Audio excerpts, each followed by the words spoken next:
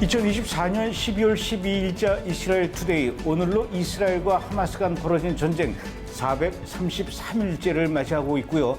이 말은 이스라엘 인질들이 가자지구로 끌려간 지 역시 433일째 된다는 말과 같습니다. 지난 한 주간 동안에도 이스라엘에서는 어떤 일들이 있었는지 간추린 뉴스 이유진 PD와 함께 알아보겠습니다. 어서 오십시오. 네, 우선 지난 11월 30일에도 하마스가 인질들 영상을 공개했습니다. 그리고 그 뒤에 12월 7일에도 또 다른 인질들의 영상을, 인질들이 아니라 인질의 영상을 공개했다고 해요. 이번에 공개된 영상 속의 인질 누구고 그 영상 속의 인질 상태는 좀 어떻습니까? 이번에 공개된 영상 속의 인질은 마탄 잔가우커라고 하는 24세 남성이었는데요. 이스라엘 지도자들에게 요구했던 부분이 가자 지구에 억류되어 있는 인질들을 하루속히 이스라엘로 다시 또 송환하는 그 거래를 좀 성사시켜달라는 간청이 있었습니다. 영상을 지금 보시는 것처럼 좀 많이 지친 그런 모습을 보이고 있고요. 실제로 영상 속에서 말하는 게 하루하루가 지옥이다라는 그런 하소연도 있었습니다. 오죽하겠습니까? 그런데 이게 최근 들어서 하마스가 일주일 간격을 두고 이렇게 계속해서 인질들의 영상을 공개하고 있어요. 그러면은 혹시 인질들이 곧 풀려날 수 있을 거라는 그런 기대를 가져도 되는 겁니까? 그런 기대가 좀 커지고 있는 그런 상황이긴 해요. 이제 아무래도 최근에 이스라엘과 헤즈볼라 간의 그런 협상이 있었잖아요. 그런 부분도 있고, 그리고 일전에, 지금 말고 일전에 하마스가 그 인질 영상을 내보냈었는데, 그때 트럼프 당선인의 굉장히 강력한 경고 메시지가 있었습니다. 그런 부분도 굉장히 크게 작용을 했던 것 같고요. 게다가 최근 하마스가 도움을 원래 받고 있었던 하마스의 주변 세력들이 각자 나름대로 고군분투하는 그런 상황이 되다 보니까 하마스가 좀 고립되는 그런 상황이 됐습니다. 그 부분들이 이제 인질거래에 좀 진전을 이룰 수 있지 않을까 하는 그런 기대감이 커지고 있는 상황인데, 아직까지 하마스 측에서 어떠한 명쾌한 그런 대답이 있지는 않았습니다. 내년 1월 22일이 이제 트럼프 대통령 취임식이에요. 그 트럼프가 뭐라 그랬냐면, 나 취임하기 전에, 대통령 되기 전에 인질들 풀어주지 않으면은 하마스 너희들은 지옥의 맛을 볼 것이다 라고 했거든요. 그 전에 뭔가 결과가 있을 것 같습니다. 희망을 가져보죠. 그리고 12월 8일 날 있었던 일입니다. 시리아 사태가 이제 어느 정도 진정이 됐어요. 다마스커스를 이제 반정부군이 점령하고, 또 아사드 시리아 대통령, 이제 전 대통령이죠. 좀 도망갔어요. 모스크바로 도망간 이후에 반정부군이 시리아를 완전히 장악한 뒤에 제일 먼저 시리아 안에 있는 교도소부터 다 문을 확장 열어버렸다고 그러더라고요. 네, 맞습니다. 이번에 그 반군들이 교도소 문을 이제 다 열고 그 안에 이제 수감되어 있던 수감자들을 석방을 다 시켰는데요. 처음에 이제 석방된 수감자들은 처음에는 굉장히 어리둥절하고 당황한 그런 모습을 보였는데, 아사드 정권이 축출됐다 이런 얘기를 듣자마자 바로 이제 거리로 나가서 활보도 하고, 다마스쿠스 그 거리에서 활보도 하고, 그리고 이제 환호도 하는 그런 모습을 보였습니다. 또한 그중 가장 악명 높은 세드나야 정치범 수용소라는 곳이 있는데요.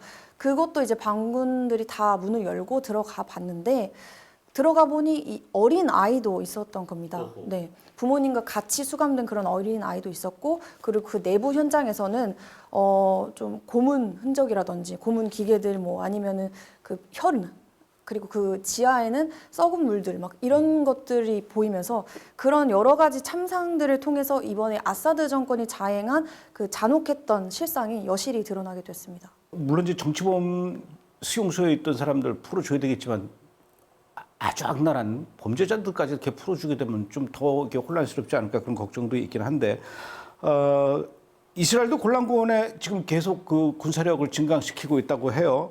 특히 그 헬몬산의 그 시리아 쪽, 이 헬몬산이 이스라엘 쪽, 레바논 쪽, 시리아 쪽 이렇게 같이 걸쳐져 있는데 국경에, 특히 그 헬몬산의 시리아 쪽을 이스라엘 군인들이 점령했다고 하더라고요. 이스라엘이 이제 시리아를 점령하려는 거 아니냐, 공격하려는 거 아니냐, 이런 말들이 좀 일각에선 있어요. 근데 이스라엘은 여전히 시리아와의 갈등을 원하지 않는 그런 입장이고요. 하지만 방어적 목적으로 그 시리아 국경을 따라서 있는 그 비무장지대, 그 완충지대, 그 부분을 좀 더 확장하겠다라는 그런 목적으로 그 헬몬산에 점령을 했다고 합니다. 그 헤르몬 산맥이 고지대이다 보니까 전략적 이점이 있거든요. 그래서 이스라엘군이 이번에 시리아 정부군이 빠져나가자마자 그 먼저 해당 거점을 점령을 한 것으로 보이는데 그 이유가 추후에 발생할 수도 있는 그 시리아 정부군의 군사적 작전이라든지 그런 부분들을 최소화하기 위한 그런 목적이었던 것 같습니다. 자, 이제 12월 9일자 뉴스를 또 보겠습니다. 시리아 얘기를 좀 계속 해야 될 것 같은데 아사드 그 전 대통령이 모스크바로 도망가고 다마스쿠스가 HTS 반정부군이 이제 점령 되니까 시리아의 아사드 정권에서 총리로 일하던 사람이 하루 만에 반정부군한테 정권을 이양하겠다 이렇게 선언했다고 해요. 54년 동안의 그 정권을 하루 만에 넘겨줬어요. 네, 맞습니다. 지난 8일에 시리아 대통령이 이제 축출이 되고 러시아로 망명을 하면서 시리아 정부가 이제 교체되는 그런 시점을 맞이했는데요. 아사드 정권의 총리가 말씀하신 것처럼 하루 만에 그 반군의 행정조직은 구원 정부에게 정권을 이양하겠다라고 이렇게 선언을 했습니다. 사실 이렇게 하루 만에 정권을 이양하겠다고 선언을 하는 것은 아사드 정권의 기반이 얼마나 약화되어 있었는지 그걸 단적으로 보여주는 예이기도 하죠. 또한 이번 정권 이양이 이후 시리아 상황에 어떤 영향을 미칠지 그 귀추도 같이 주목할 부분인 것 같습니다. 시리아는 지난 13년 동안 내전을 겪어왔거든요. 그 기간 동안 제가 알기로는 200만 명 이상 되는 사람들이 그 다른 나라로 피난 가서 난민 생활을 지금 하고 있는데 이번에 그 아사드가 도망간 이후에 유럽 여러 나라에서 더 이상 우리는 이제 시리아에서 망명을 받지 않겠다. 왜 그러는 겁니까? 이번에 아사드 정권이 무너지게 되면서 그 일부 유럽 국가들, 특히 이제 가장 많은 시리아 난민을 수용한 독일부터 영국, 이탈리아, 오스트리아 이런 유럽 국가들은 이제 시리아 그 내전이 종식이 되었으니까 상대적으로 안전해졌다라고 판단을 한 것 같아요. 그래서 시리아 난민이 이제 망명 신청을 항상 해왔었는데 그 부분을 이제 거부하거나 아니면 중단하겠다라고 선언을 한 것이죠. 안 그래도 이제 난민 문제로 골머리를 앓던 유럽 입장에서는 시리아 내전 종식이라는 게 굉장히 좋은 명분이 된 거죠. 그리고 심지어 일부 국가들에서는 이미 받아들였던 시리아 난민들조차도 자국으로 돌아가 달라는 그런 요구를 하고 있는 상황입니다. 아사드의 러시아 망명 이후로 이 터키는 웃고 이란은 울고 있다. 이게 무슨 얘기입니까? 이번에 그 시리아 내전이 반군의 승리로 끝났잖아요. 그렇게 되면서 반군을 지원했던 튀르키예는 그 시리아에 대한 영향력도 확보를 했고요. 그뿐만 아니라 난민을 이제 자국에 있었던 그 난민을 돌려보낼 수 있는 그런 기회도 얻었습니다. 이 외에도 군사적으로 또 외교적, 경제적으로 다양한 그 전략적 우위를 좀 점할 수 있는 그런 상황이 되었고요. 반대로 정부군을 지원했던 그 이란의 입장에는 자국의 중요한 동맹국이었던 아사드 정권이 이제 붕괴가 되면서 중동에서의 영향력을 잃게 됐고 군사적으로, 외교적으로, 경제적으로 손실을 겪게 되는 그런 상황이 된 겁니다. 아무래도 이제 이란이 그동안 그 정부군을 계속 도왔기 때문에 지원을 많이 해줬기 때문에 이런 얘기가 나온 것 같은데 지금 중동 내에서는 이 이란을 중심으로 한 그 저항의 축이 지금 붕괴되고 있다 이런 얘기가 있어요. 좀 자세히 설명을 해주시죠. 그 친이란 저항축이라는 게 주로 중동 지역에서 이란의 세력을 확장하려는 그런 세력인데 이번에 하마스랑 헤즈볼라가 이스라엘과 전쟁을 계속하면서 사실상 괴멸 수준으로 그 피해를 많이 입었거든요. 근데 거기에 이어서 시리아의 아사드 정권까지 무너지게 되면서 중동 내에서 친이란의 그 저항의 축이 붕괴가 되는 거 아니냐, 그런 위험에 처하게 된 게 아니냐는 그런 이야기가 많이 나오고 있습니다. 근데 이란이 어떤 행동을 앞으로 취할지 그 향후에 대해서는 조금 더 지켜봐야 할 것 같습니다. 자, 시리아 내전에 대해서는 잠시 후에 조현영 기자와 함께 조금 더 자세하게 들여다보도록 하죠. 수고하셨습니다.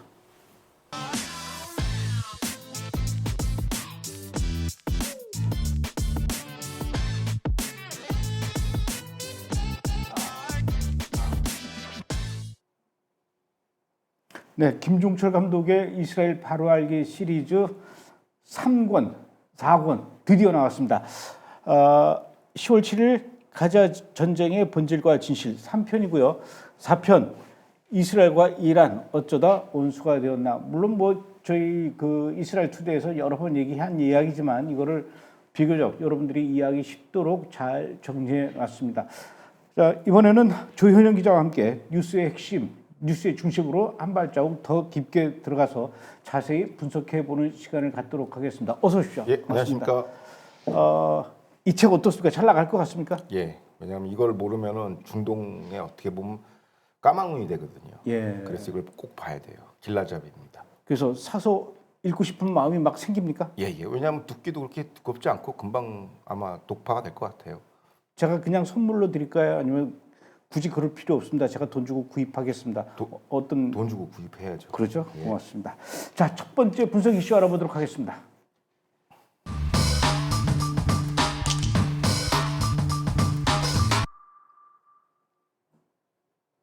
예, 앞서서 이유진 PD도 설명을 했어요. 드디어 이제 시리아의 아사드 정권이 무너지고 아사드 전 대통령이 러시아 모스크바로 도피했다고 해요. 예, 이제 이슬람 무장 세력 이제 HTS가 주축으로 한 시리아 반군은 다마스쿠스가 이제 해방됐다라고 얘기를 했고 이날 HTS의 지도자 알 줄라니 42살밖에 안 됐어요. 근데 이슬람은 승리했다. 이슬람 국가의 등불이 될 새로운 시리아를 건설하겠다라고 이제 지금 야심찬 계획을 얘기했어요. 선포했는데 어떻게 보면 아사드 정권의 붕괴는 이슬람 전체의 역사적인 일이라고 지금 고무돼 있습니다. 한껏. 하긴 뭐 아버지로부터 아들에 이르기까지 50여 년을 뭐 철권 통치했으니까 독재자로서 그런데 이제는 좀 역사 공부를 해야 될 것 같아요. 조현영 기자가 아니라 이제 조현영 교수님이 되셔서 좀 설명을 해 주셔야 될 것 같습니다. 이번에 그 시리아의 아사드 정권이 무너지고 반정부군 HTS의 HTS가 시리아의 새로운 건설, 새로운 국가 건설 이렇게 이제 나서고 있는 이런 상황을 두고 사이크스 피코 협정 체제 이것이 붕괴되었다. 다시 말해서 과거 오스만 제국이 부상하고 있다. 이런 이야기가 나오고 있어요. 여기서 얘기하는 사이크스 피코 협정 도대체 어떤 걸 얘기하는 거고 왜 지금 이런 상황에서 오스만 제국의 부상이라는 이야기가 나오는 겁니까? 그러니까 사이크스 피코 협정에 들어가기 전에 이제 그 전에 무슨 일이 있었는지 좀 알아야겠죠. 그래서 1500년대부터 1차 대전이 끝나기 전까지는 그 오스만 제국이 이제 그 지역 라반트 지역이라고 합니다. 그 현재 시리아, 이라크, 레바논, 이스라엘, 요르단 영토를 전부 다 이제 오스만 제국이 지배를 했죠. 통치를 했죠. 거기뿐만 아니라 저 북아프리카 그렇죠. 그리고 또 아라비아 반도 저 북쪽에 오스트리아 비엔나까지도 이 오스만 제국이 그렇죠. 포함되어 있었습니다. 그렇죠. 그 당시에 이제 항상 이제 제국의 기세가 날릴 땐 그랬는데 1500년 그랬는데 1800년대를 거쳐서 이제 1900년대에 와가지고는 좀 세력이 약화됐어요. 그래서 급기야 1차 대전 당시에 독일과 오스만 제국이 한편이 돼가지고 연합군하고 싸우는데 대패를 했습니다. 그때 이제 중동 지역은 승전국인 영국과 프랑스의 손에 들어갔고요. 프랑스와 영국이 이제 이 라반트 지역이라고 하는데 이 중동 지중해 지역을 어떻게 이제 나눠먹기를 할 것이냐 소위 해서 과거의 오스만 제국 땅을 그렇죠. 그 할 거냐 해가지고 1910년도에 영국의 그 외교관들이 모여서 이제 그 땅을 구획을 한 거예요. 그게 이른바 이제 영국 외교관 마이크 사이크스의 성과, 그다음에 프랑스 외교관 프랑스와 조르주 피코의 라스넴을 따가지고 사이크스 피코 협정이라고 했는데 이게 이 합의가 중동 분쟁의 씨앗이 된 겁니다. 네. 그럼 이제 지도를 보시면 아시겠지만 저 보면은 이제 영국이 B구역을 차지하고 있어요. 즉 지중해와 요르단강 사이 해안 지역 일부와 이라크, 요르단을 가져가고 있습니다. 이 안에 이제 이스라엘도 포함돼가지고 이제 나중에 뭐 김정수 감독님의 강연을 들어보면 아시겠지만 그 벨포어 협정이 어떻게 됐고 이 또 완전 이 엄청난 일이 또 전개되는데 근데 오늘은 이제 시리아를 집중한 날이기 때문에 좀 더 자세한 사진을 보시면 아시겠지만 이제 프랑스는 A 구역, 이라크 북부 일부와 시리아, 레바논을 차지하기로 했습니다. 그러니까 여기서 중요한 거는 시리아는 이제 프랑스가 이제 지배하는 약간 그런 구도로 들어갔죠. 근데 시리아의 그 지역의 이제 인구 구성을 보니까 수니파가 다수가 알레포에 살고 있고 시아파 소수 분파인 알라위파가 지배하는 시리아를 한 이제 덩어리로 묶은 거예요, 국가로. 그러니까 무슨 얘기냐면 수니파, 쿠르드족, 베두인족, 드루즈족, 알라위파가 다수 있었는데 이거를 이제 어느 때는 수니파가 정권을 잡아가지고 또 알라위파를 학살하고 또 알라위파 소수파가 또 정권을 잡아가지고 또 수니파 학살하고 또 주변 있고 나머지 소수 종파인 쿠르족, 베두인족, 드루즈족은 눈치 보면서 이제 여기 붙었다 저기 붙었다 하면서 오늘날까지 이루어진 것이죠. 그러니까 마찬가지로 이런 잘못된 협정 그 구획 협정으로 인해서 이라크도 순위파 중심 도시 모술도 시아파 대도시 바그다드와 한 나라가 되는 시기였죠. 그러니까 이라크도 시아파가 다수인 국가 64%가 시아파인데 소수의 순위파가 지배하는 기형적인 구조가 되다 보니까 이제 항상 이 지역에서는 이제 항상 분쟁이 발생하고 미국이 이라크 전쟁을 하면서 후세인 악마를 제거하니까 이제 거기서 난장판이 벌어진 거죠. 시아파, 순위파, 쿠르족이 다 또 싸우니까, 그러니까 서로 다른 부족을 한 국가로 이게 모아놓으니까 이제 계속 분쟁이 됐는데 이게 말하냐면 순위파, 시아파의 종파 갈등이나 부족성이 강한 아랍 무슬림의 역사, 문화, 종교적인 요인은 전혀 고려하지 않고 영국과 프랑스가 밀약을 해버린 거예요. 그러니까 아랍의 정서나 이런 건 완전 배제가 됐죠. 이 국경선 구획선 때문에 오늘날까지 이제 난장판이 일어난 건데 그러면 이제 현재 상황은 어떤 상황이냐는 거죠. 현대는 이제 과거에 오스만 제르코의 후신이 터키죠. 터키가 이제 무슬림 형제단의 고향이에요. 거기서 이제 수니파 테러리스트를 지원한 게 그게 바로 HTS를 해서 이제 다시 이제 시리아를 장악을 한 거죠. 그래서 시리아를 장악을 했는데 현재 그래서 이걸 두고 오스만 제국의 지도 혹은 오스만 투르크 제국의 어떤 부활이라고 보는 것이고 피코 사이크 체제의 붕괴라고 보는 것입니다. 그러면 이제 현재 지도의 모습을 보시면 아시겠지만 저기서 보면은 저기 빨간색 쪽이 알라이파예요. 저기 시아파 계열이거든요. 소수종파 저 초록색이 순위파고 그다음에 저기 순위파 이른바 HTS 지금 현재 장악하고 있는 거고 저 노란색이 쿠르드족이란 말이에요. 저게 3분할되어 있는데 저걸 하나의 국가로 뭉쳐놓고 보니까 이제 계속 분쟁이 일어나는데 요번에도 지금 HTS 중심으로 저 순위파 가운데 초록색 중심으로 지금 시리아를 천하통일하려고 그러는데 이거는 잘못된 거다라는 거죠. 저 형태가 오스만 투르크 제국 형태의 지도예요. 저대로 그냥 내버려둬야 되는데 저걸 하나의 국가 체제로 만드는 순간 또 이제 분쟁이 씨앗이 됩니다. 그래서 지금 나름대로 HTS가 지금 아사드 정권을 붕괴하고 지금 고무돼 있지 않습니까? 그래서 HTS 그 순위파 중심으로 또 시리아를 갖다가 통일하면은 이제 또 다른 분쟁이 되죠. 왜냐 한번 해봤거든요. 과거 순위파가 집권했을 때 알라이파랑 소수 군족들을 또 엄청나게 학살을 했고 돌아가면서 학살하는 구도예요. 그래서 저 상태로 오스만 제국 투르크 지도 그대로 내비둬야 된다는 거죠. 하나의 국가. 그래서 그 피크 사이코스의 협정의 그 어떤 그 저주라고 할까? 그 저주가 요번에 깨진 것이죠. 그 사이크스 피코 협정의 저주가 사실은 이스라엘까지도 계속 지금까지도 그렇죠. 이어져 오는 거예요. 예. 자, 그 다시 한번 좀 여러분들이 이해하기 쉽게 좀 간단하게 설명을 드리자면은 그 오스만 제국 때 한 400여 년 동안을 그 많은 땅을 자기네들이 이제 점령하고 있었거든요. 그러다가 1차 대전이 끝나면서 소위 말해서 이제 전쟁에서 지면서 이 오스만 제국의 땅을 영국과 프랑스가 접수하게 됐는데 야, 이 넓은 땅을 이거 우리가 어떻게 다 관리하냐 이거를 쪼개서 각자 나라를 만들어주자.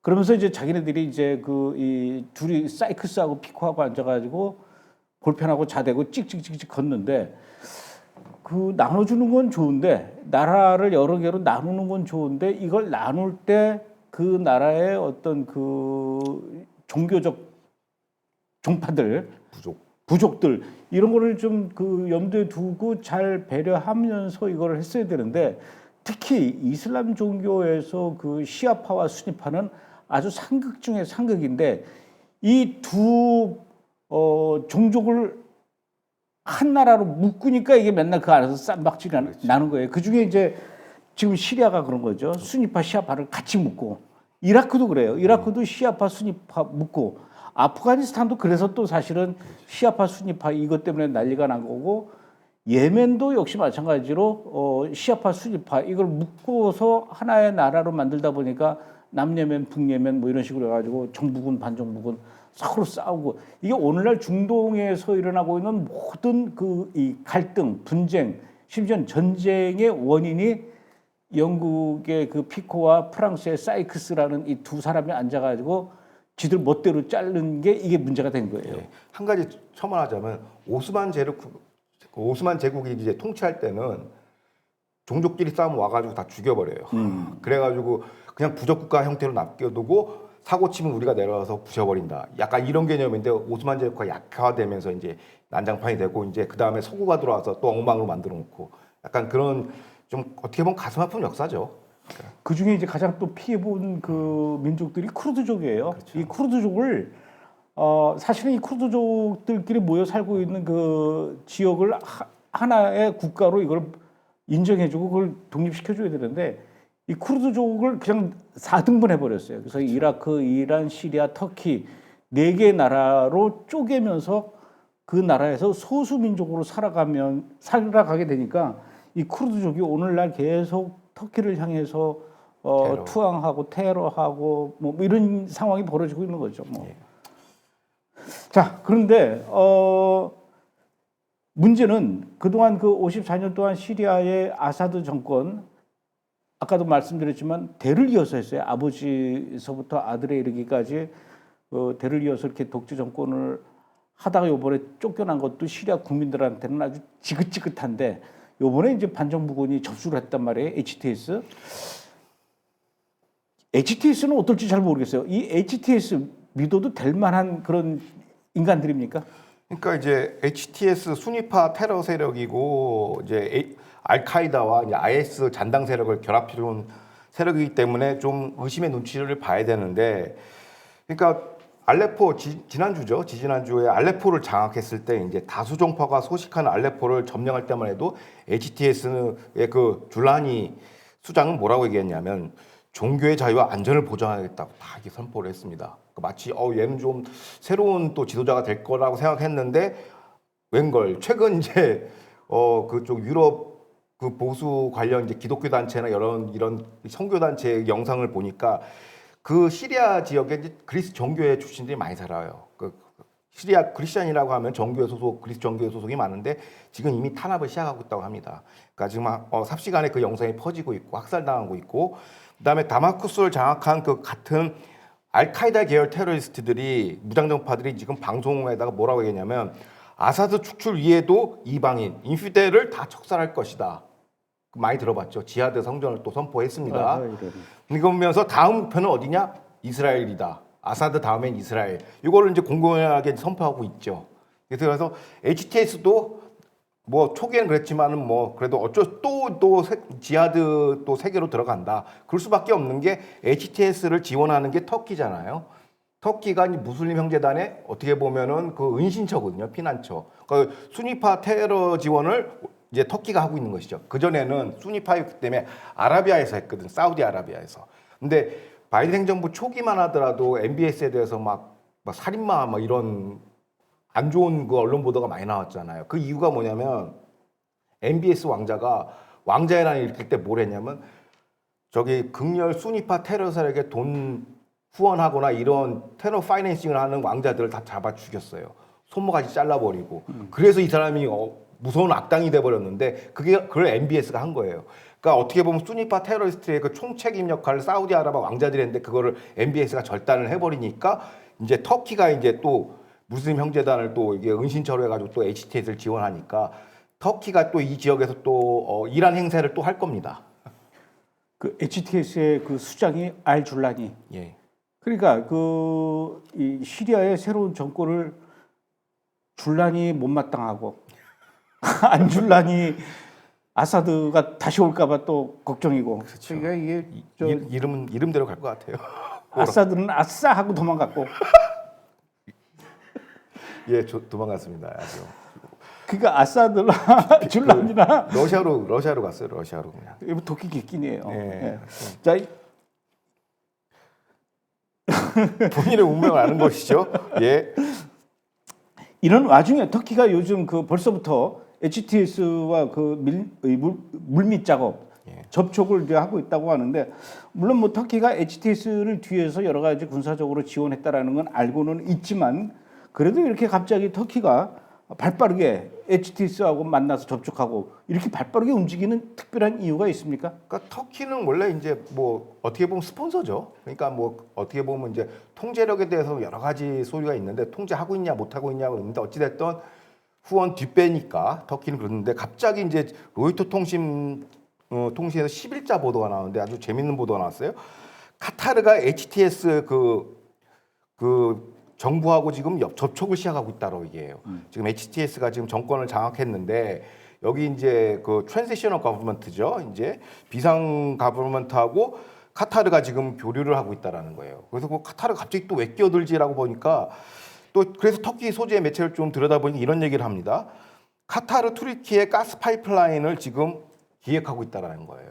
그러니까 터키에서 카타르로 직접 그 수송관을 연결시키겠다는 것인데 그러면 시리아를 통과해야 되거든요. 그래서 지금 어떻게 보면 HTS가 장악한 시리아를 통해서 이 파이프라인을 사수하겠다는 지금 계획을 지금 갖고 있는 거예요. 그러니까 어떻게 보면 이 카타르 투르키의 가스 파이프라인이 만약에 완성이 되면 어떤 효과가 있냐면 유럽은 러시아 에너지 수입 의존도를 낮출 수 있고요. 그다음에 호르무즈 해협 인근 선박에 대한 이란의 지속적인 위협도 제거할 수 있어서 육상으로 이제 유럽과 카타르의 그 가스와 이런 유전들이 이제 유럽으로 터키를 통해서 이제 갈 수 있거든요. 육상로로. 그 중간에 뭐가 있냐면 시리아가 있는 것이죠. 그러니까 시리아를 지금 장악한 게 HTS니까 카타르가 빨리 와가지고 HTS랑 이제 협상을 하는 겁니다. 그러니까 어떻게 보면은 겉으로 보면 민족 전쟁, 종족 전쟁 뭐 지하든지만 내용적으로 들어가 보면 쩐의 전쟁이에요. 또 돈이죠, 돈. 그리고 카타르는 뭐 감독님도 잘 아시겠지만 중동 내 이제 이란은 물론 시아파, 수니파 가리지 않고 테러 정파이나 하마스의 금융 외교 대리인 역할을 하고 있죠. 그럼 요번에도 터키 카타르 이제 가스라인을 사수하기 위해서 AQ 무장 세력인 HTS하고 또 시리아 수권 세력으로 보고 얘네들 또 후원할 가능성이 굉장히 높아요. 카타르가 또 발빠르게 대응하고 있는 거고 결국에는 이제 앞서 얘기했지만 쩐의 전쟁인데 이건 실패합니다. 왜냐하면 아사드가 했던 역할이 그거예요. 프랑스나 서구 열강들이 러시아 나라들이 아사드 정권을 유지시킨 이유가 뭐냐면 바로 시리아 유전 보호 임무를 네가 맡아라 해서 이렇게 한 건데 결국에는 이제 도망갔지 않습니까? 그래서 그 역할을 HTS가 또 하게 되면은 또 카타르가 또 금융 지원하면서 이 빨판을 만들려고 하는데 이것도 역사는 계속 반복돼요. 이번에 이제 수니파가 잡았으니까 또 타 종파들이 또 이제 전쟁을 벌이겠죠. 서로 대립하면서. 그래서 이게 무한 반복하는 진짜 완전 재방송, 3방송이 아니에요. 계속 반복되는 지금 히스토리인데 아사드가 여기서 중요한 건 터키나 HTS가 너무 욕심부려서 시리아를 다 먹으면 안 돼요. 먹으면 배탈이 나거든요, 사실상. 그렇기 때문에 분할 체제로 맡겨야 되는데 이 욕심쟁이들이 그걸 할 수 있을까가 이제 관전 포인트입니다. 그러니까 완전히 그 동네에서 골목대장들이 서로 지금 이 자기 골목 차지하겠다고 좀 그러고 있는 상황 같은데 이럴 때는 좀 미국이나 강대국이 좀 개입해가지고 진정을 시켜야 되는데 일단 지금 미국은 전혀 이런데 관여하고 싶지 않다라는 거 아닙니까? 그러니까 이제 이런 거죠. 이제 미국 같은 경우는 쿠르드국을 좀 지원할 거예요. 어떻게 보면 강대국이 개입해서 더 사태가 정리가 안 되는 거예요. 그냥 내비둬야 돼요. 그냥 니네끼리 치고받고 싸우든지 내비두면 되는데 내비도 강대국이 들어와서 또 막 이거 올리고 뭐 서로 봉기시키고 하니까 왜냐하면 왜 강대국이 들어왔냐면 이 유전 라인을 보호하기 위해서 들어간 거거든요. 그래서 아사드를 세워서 했는데 50년 동안 버티다가 이제 망한 거고 이제 HTS라는 새로운 플레이어를 또 쓰는 것이죠. 그래서 이게 시리아라는 거는 제국이 발생지가 아니라 관통로거든요. 그러니까 관통로니까 관통로대로 내비두면 되는데 이걸 자꾸 하나의 국가로 자꾸 아까 얘기한 것처럼 사이크스-피코 트리티처럼 하나의 국가로 엮으면 또 이제 사고가 나는 거죠. 그러니까 HTS는 지금은 기고만장하겠지만 이제는 그 다음 장면은 그냥 뻔하게 보여지는 거예요. 여기서 또 종파 갈등이 일어나서 또 서로 잡아주기고 할 겁니다. 그런데 제가 궁금한 게 있는데 미국 애플사 스티브 잡스하고 시리아하고는 어떤 관계가 있습니까? 잘 모르겠어요. 근데 내가 얘기할 때마다 시리아 그러면 여기서 대답을 해. 내 주인이 부르셨습니까? 그러고. 죄송합니다. 지금 터키가 이렇게 지금 급부상하고 있어요. 급부상하고 있는 이런 상황 가운데서 뭐 HTS가 이 시리아 정권을 잡는데 물론 이제 그 터키가 많은 도움을 준 거는 사실이지만 이 과정에서 지금 그 이 HTS가 다마스쿠스뿐만 아니라 더 남쪽으로 내려와서 골란 고원까지 내려왔다고 하는데 이스라엘 입장에서는 지금 터키의 급부상이나 HTS의 그 이 남하 이 골란 고원 이스라엘 국경까지 근처까지 온다라는 거 굉장히 이 거슬리는 그런 상황인데 이스라엘의 지금 반응이나 입장은 어떤 상황입니까? 그러니까 지난주에 이미 그 시리아 반군이죠. HTS 그 주력 부대가 골란고원 인근 비무장지대 이른바 완충지대인 퀸테라까지 내려왔어요. 진군을 했어요. 그래서 네타냐후 총리가 이제 안보회의 딱 소집해가지고 이제 총리가 이제 지시를 했죠. 그러니까 거기에 대해서 이제 카츠 국방장관은 아래와 같은 지상을 IDF에 명령합니다. 첫 번째, 시리아 이스라엘 국경 완충지대인 시리아 북동부를 완전히 장악할 것. 두 번째, 시리아 남부 지역 드루족을 보호할 것. 그리고 그 지역을 무기훈 보안구역이라 거의 뭐 수술방향으로 완전 보안구역으로 완전 덮어버리라는 거예요. 못 들어오게 테러리스트들이. 그리고 조성하고 확대할 것이라고 얘기하고, 레바논, 시리아, 이란 신규 무기 여기 왜 이스라엘의 그전에 이제 이란과 이제 대립할 때 이스라엘의 관심사는 레바논에서 시리아, 이란 통하는 그 무기 그 병참 루트거든요. 그래서 맨날 가서 폭격했는데 이거를 신규 루트가 만들지 못하도록 또 가서 완전 완파시킬 걸 했고, 네 번째 가장 중요합니다. 아사드 정권의 잔여 전략 자산, 테러 전용 가능성이 있는 대량 파괴 무기를 완전히 파괴할 것이라고 명령을 내렸어요. 그래서 카시 장관이 이렇게 명령을 내리자마자 IDF는 최근 48시간 동안 공군이 떠가지고 시리아 내 대공포대, 군용 비행장, 무기 생산 시설 등을 포함한 군사 목표를 35차례 이상 공격을 했다고 밝혀요. 그리고 IDF 해군까지도 나서가지고 아까 보면 알라와이가 그 지중해 위기에 지중해 맞닿아 있는 그 섬에 있지 않습니까? 거기에 해군 시설이 있어요, 시리아.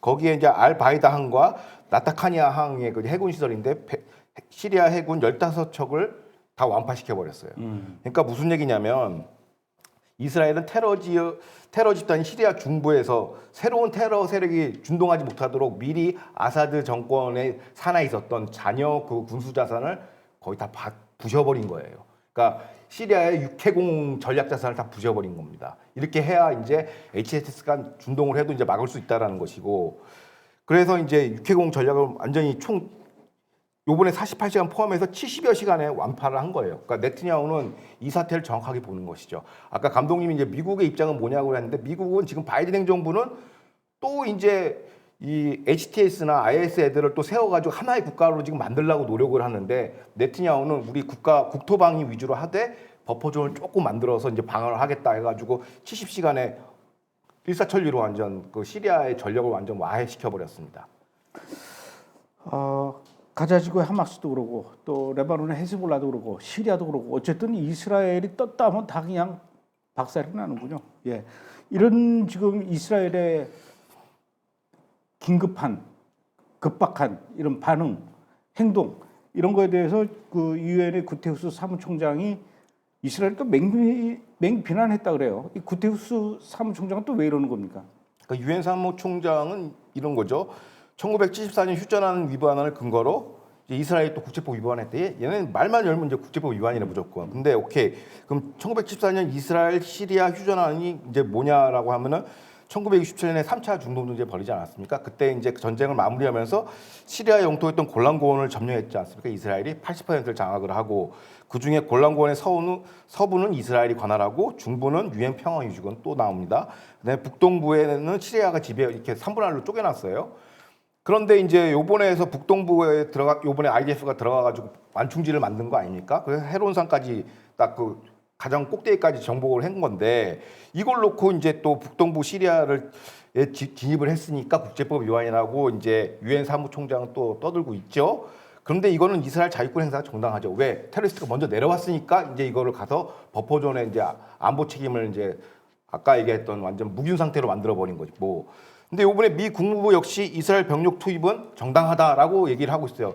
테러 세력이 준동하면서 안보 공백을 메꿀 수 있다라고 했기 때문에 미 국무부도 이거에 대해서 찬성하고 있습니다. 바이든 국무부조차도. 그러니까 이제 이 구테르스 총장은 또 계속 기존의 반유대주의 그 담론에 관성에 젖어가지고 또 그냥 이스라엘만 공격하고 나온 것인데, 이건 틀린 얘기라는 것이고, 어떻게 보면 헤즈볼라 시즌 2라고 할 수 있어요. 유니필이 헤즈볼라의 어떤 지하 땅굴 시설이나 이런 미사일 봤을 때 거치해도 가만히 있다가 이제 이스라엘이 공격하면 이스라엘만 탓하는 그런 구조인데, 그 관성이 남아 있는데, 요번에는 완벽하게 이제 미군도 그렇고 영국, 미국이 이제 이스라엘 편을 두고 있습니다. 그거 잘하고 있는 거다. 그 테러 세력이 준동하지 못하게끔 거기서 이제 실드를 쳐라 이거였고, 어떻게 보면 시리아 반군이 이제 HTS가 위반한 거예요, 국제법 협상을. 근데 지금은 그거 따질 때는 아니고, 실제로 이게 어느 정도냐면 그 사진을 보시면 아실 거예요. 이게 왜 이스라엘이 그렇게 할 수밖에 없었는지. 저 보시면은 지금 가장 높은 그 골란고원의 높은 게 이제 헤르몬산인데, 저기서 시리아 수도 다마스크까지 불과 40km밖에 안 돼요. 그러니까 10월 7일 학살이 언제든지 발생할 수 있는 거예요. 저기서 내려오면 그냥 이스라엘 뚫려버리거든요. 그래서 저렇게 버퍼존을 넓게 북동부까지 들어갈 수밖에 없었다라는 거죠. 40km밖에 안 되니까. 그래서 그렇게 비무장지대를 확대시키는 게 이스라엘 조치였고, 그리고 이제 현지에서는 이렇게 지적하고 있으니까 이제 앞으로는 어떻게 할 것이냐라고 했을 때 이제 현지 전문가들은 이제 두 번째 사진을 보시면 아실 겁니다. 저게 이제 어떻게 보면 두루족이 사는 동네인데 저걸 확대시켜서 저 펜으로 한 저 지역까지 확대시켜서 두루족 자치구를 만들자. 그러니까 부족 국가 하나 만들어서 버퍼존을 쓰자라는 거예요. 그러니까 이스라엘이 뭐 시리아 땅 먹어서 뭐 하겠습니까? 영토에 아역이 없는데. 그러니까 안보 때문에 저렇게 국경선에 저 안쪽으로 들어가가지고 두루족을 만들어가 자치구를 만들어서 테러 세력과 대치하자라는 저런 버퍼존 얘기가 지금 현지에서 나오고 있습니다. 그러니까 어떻게 보면은 이번 사태는 이제 네트냐후의 승리예요. 네트냐후가 저기 아사드 정권의 붕괴에 어떤 그 촉발을 시켰죠. 트리거를 당긴 것이죠. 왜? 이란 세력과 헤즈볼라를 제거하니까 이제 터키가 들어온 것이고 아사드의 붕괴는 100% 네트냐후의 공입니다. 이거 인정해야 돼요. 근데 국제 외신은 이거 무시하죠. 뭐 러시아, 이란만 빠지고 뭐 이랬다는데 오케이 이란 빠지게 한 결정차가 누굽니까? 바로 네트냐후 총리고 네트냐후 총리가 연설에서 뭐라고 했냐면 아사드가 붕괴한 거는 다행이다. 하지만 우리는 포스트 아사드를 준비해야 된다. 그래서 향후 전략적 행보에 대해서 기민하게 지금 움직이고 있습니다. 이스라엘은.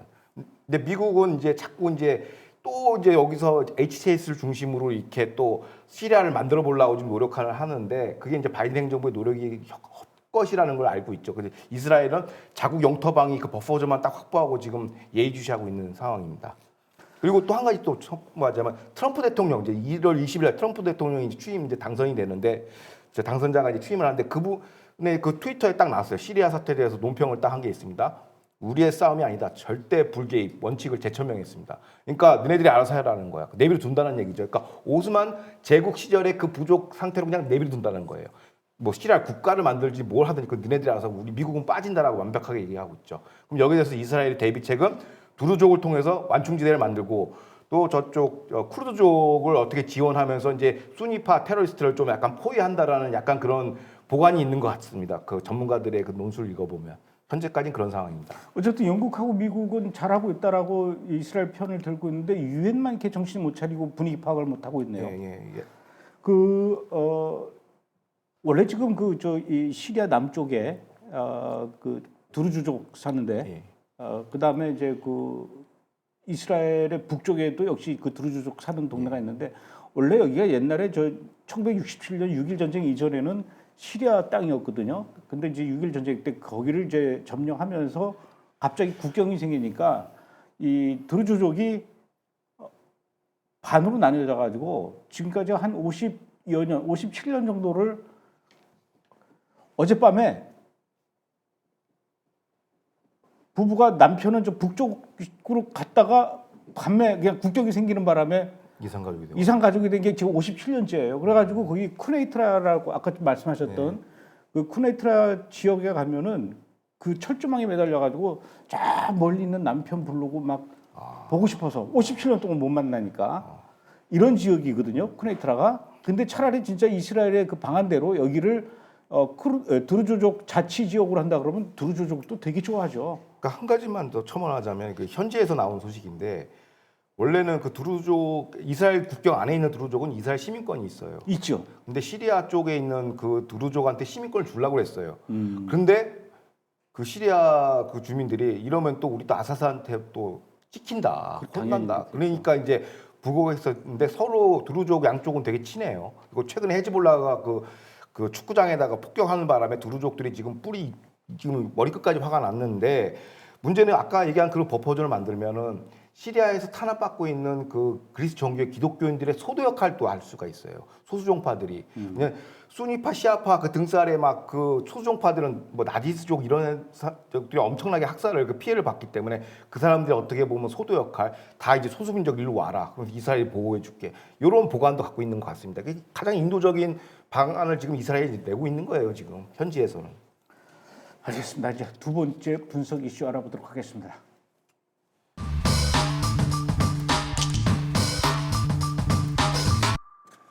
예, 국제 인권 단체죠. 국제 엠네스티 단체가 이스라엘 군이 IDF가 가자 지구 안에서 그곳에 있는 그 팔레스타인 사람들을 대상으로 집단 학살, 제노사이드를 저질렀다.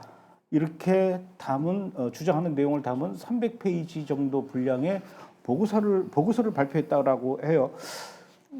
그 보고서 300여 페이지 다 읽어볼 필요는 없겠지만 어떤 내용이 담겨 있습니까? 그러니까 이제 그 국제 애니스티 영국 본부예요. 그 영국의 그게 본부가 헤드코어가 영국에 있으니까 국제 애니스티에 300페이지 분량의 보고서를 냈는데 핵심이 이겁니다. IDF가 가자지구에서 집단 학살한 증거를 포착했다.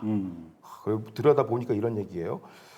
치명적 공격을 통해 중요 인프라를 파괴하고 식량, 의약품 등 원종 물품의 전달을 막음으로써 팔레스타인을 고의로 학살하고 있다. 뭐 이런 거죠. 그래서 표현이 좀 재밌어요. 느리고 계산된 죽음에 노출시켰다. 그리고 이거는 집단 학살의 그 규정에 부합한다. 그 제네사이드 규정이 있어요. 국제법상. 그거에 느리고 계산된 죽음이 있고 이게 집단살로 우리는 명명한다라고 얘기를 했어요. 그리고 공습을 통해서 군사적 목표를 겨냥한 것이라고 하면서 이제 뭐 병원 파괴 뭐 이런 뭐 앰뷸런스 폭격 뭐 이런 사례를 들어서 이제 이거를 제노사이드 집단 학살이라고 얘기하고 국제사회에다가는 이 보고서를 근거로 이스라엘에 군수 조치해달라고 이제 호소를 하는 그 또 철진한 얘기를 좀 하고 있습니다. 아니 그건 뭐 우리가 뉴스를 통해서도 계속 봤듯이 가자지구 안에 있는 그 UNRWA 사무실이라든가 뭐 병원이라든가 또 아이들이 공부하는 학교라든가 여기가 다 하마스 군사 기지들과 연결되어 있다라는 거 영상으로도 보고 증언으로도 듣고 다 아는 얘기인데 왜 이런 얘기를 제가 또 하는지 모르겠습니다. 그래서 이쯤에서 우리가 또 기억해내야 할 이분이 도와주실 것 같아요. 미국의 그 시가전 전문 교수, 전쟁 전문 교수죠. 존 스펜서. 이분이 이번에 나온 국제 애니스티 보고서 보고 뭔가 이렇게 가만히 있지 않을 거다라는 기대감을 갖고 있는데 맞죠? 예, 그래서 미국 시사 잡지 그 뉴스웨이에다 기고 칼럼을 올렸어요. 이게 거의 뭐 장난하냐 수준의 그 칼럼을 올렸습니다. 그러면서 뭐냐면 그 스펜서 교수는 그 지금 국제 애니스티가 1948년에 그 협약이 제정된 집단 학살에 관한 조약에 대한 이해 부족이다. 얘는 이거 뭔지도 모른다. 그러면서 어떻게 보면 국제 애니스티 보고서는 총괄적인 조작이라고까지 얘기를 합니다. 강력하게. 말씀하신 게 뭐냐면 그럼 오케이.